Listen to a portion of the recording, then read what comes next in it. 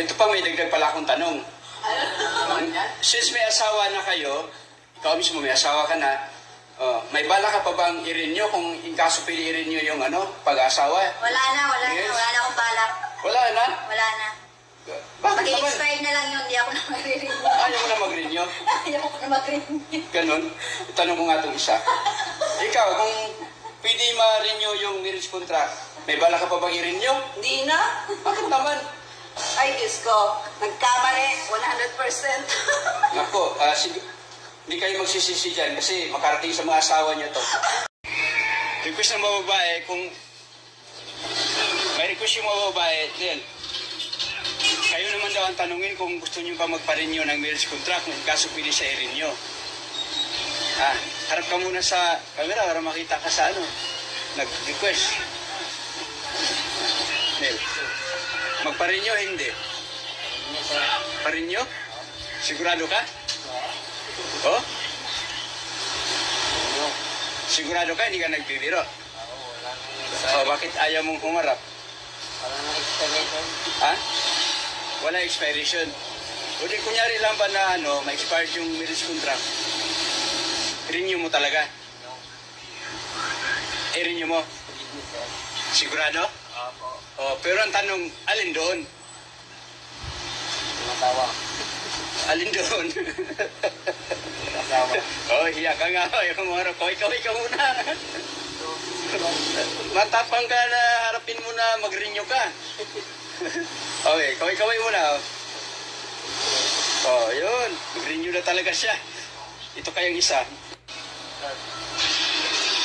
Tanong sila, Sol, kanina kung na-interview ko rin daw yung mga lalaki kung anong balak nila sa marriage contract. Kung ikaw may asawa, kasal, sakali pwede ma-renew yung marriage contract, nire-renew siya, sabihin nag-expired, magpa-renew ka ba? Hindi ako magpaparenew, sir. Hindi ka magpa-renew? Oo. Bakit naman? May mga asawa lang man niya. Kasi pag nire-renew ko, sir, hindi na tayo makapangalawa ulit. Ay, ganun pala yun? Oo. Habulin na tayo. Ay, itong isa kaya? Ikaw, representative ng Mindanao. Kailangan yun sa mga asawa lang. Kahapon. Hindi. Kahapon, pinili mo yung asawa eh. Sir, kasi single ako eh. Single ako eh. Pero pinili mo talaga yung asawa.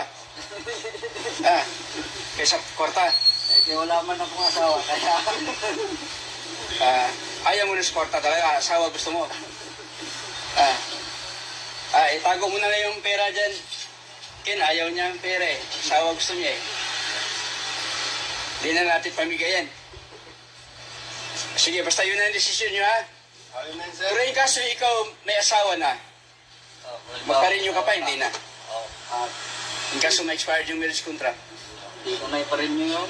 Ayaw mo na rin. Ayaw ko na rin. Pareho kayong dalawa. Oo, sir. Kasi pag i-renew mo naman Sinilang pala dito ang pitbull Pag i-renew pa yan, baka umabot.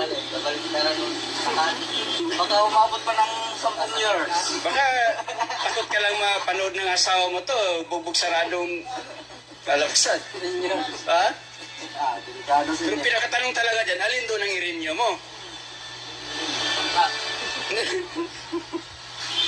Ngayon ang comment. Ito talagang isa, ito. Napilitan niya sabihin niya na asawa, pinili niya asawa, di ba? Oo. O kahit gusto niya yung pera, napilitan lang yun kasi katabi niya yung...